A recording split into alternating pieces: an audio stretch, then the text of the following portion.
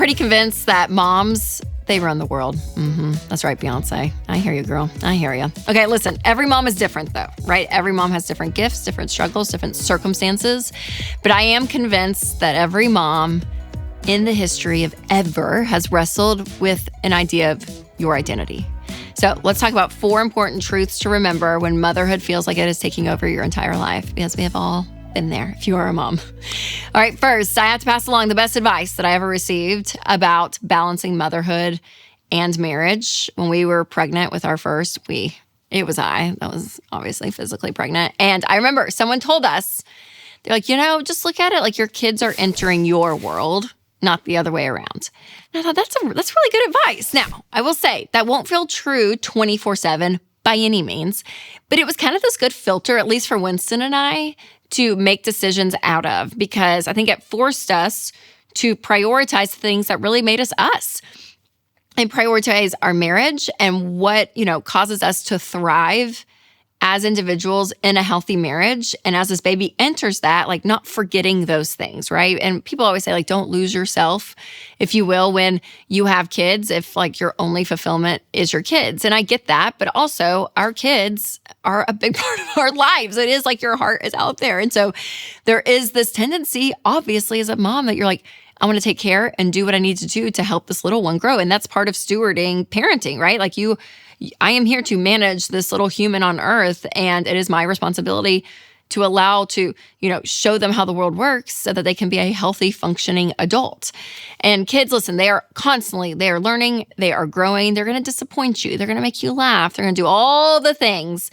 But there is something to say that like you as an individual, as a woman, you bring something to the world and to your family that is you. And there's something beautiful in that, and not losing that, right? And finding this fulfillment in other relationships that are alongside you. And I would even put marriage in that.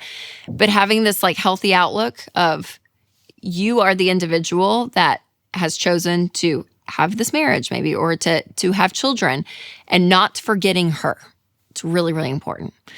Now, another truth that is important to remember is that every mom is different, okay? There are some moms that are extroverts, some moms that are homebodies, some moms that are comfortable letting their kids explore. There's going to be more cautious moms.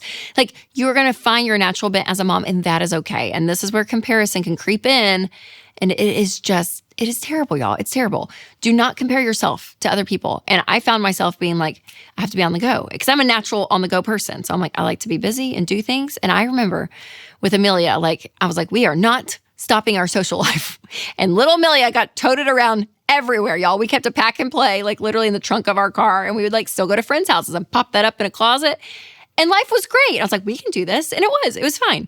But then we had 2 babies, and it was like, all right, this makes it a little bit more difficult. And then 3, you're like, we're just home for the rest of our lives. That's what it feels like after the 3rd one came. But there was something about knowing who I was, what gives me life, and figuring out kind of like what works around that. And so there's something about that I think is beautiful. But don't compare what you're doing with someone else, because other moms, they have other giftings.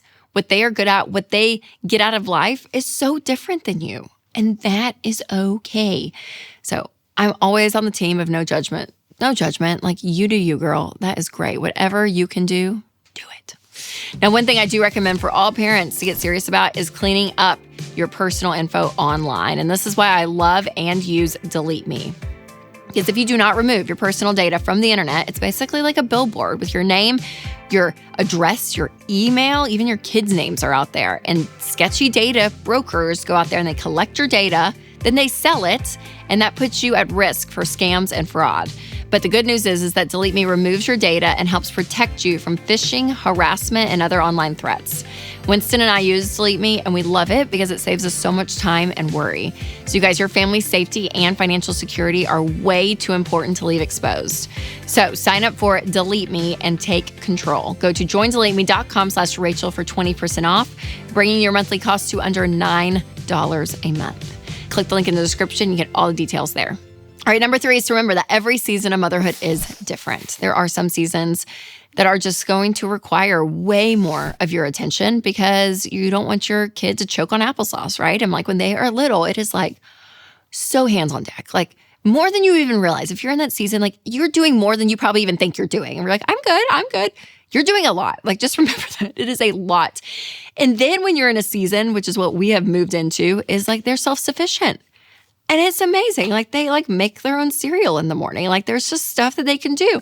Just a few weekends ago, it was like a really rainy Saturday and I was in bed reading a book. And all the kids, they were playing out there, making forts and doing what they're doing in and out, and we're just, having our Saturday. And I looked up and I was like, oh, I've like been in my bed for 2 hours. Like my children are out there. But I'm like, you know what? That's okay.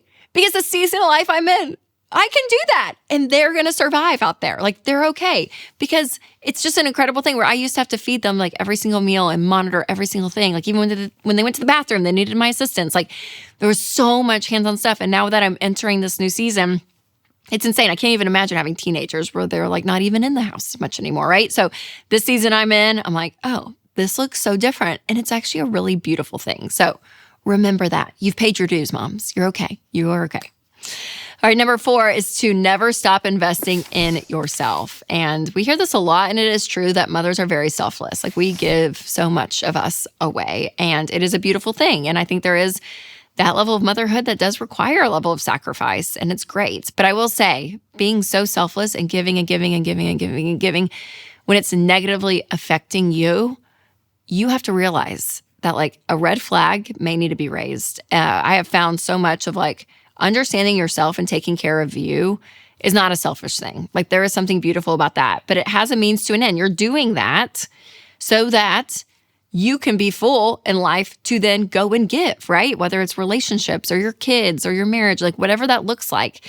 And so there is like a lot of talk about like self-help and all this, which I think is beautiful and actually really great. Getting yourself to a healthy spot in your life is really, really important so that you can be able to go and serve and to give and live a fulfilled life. And so don't drain yourself completely. If you don't have anything in your cup, there's nothing that you can pour out to other people. And so remember to fill your cup, whatever that looks like. And it may look different season to season, but always remember that.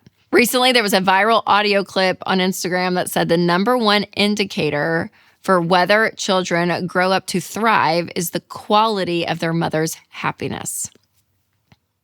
I think that's beautiful. Like there is something to be said when you are serving others out of the outpour of joy that is in you.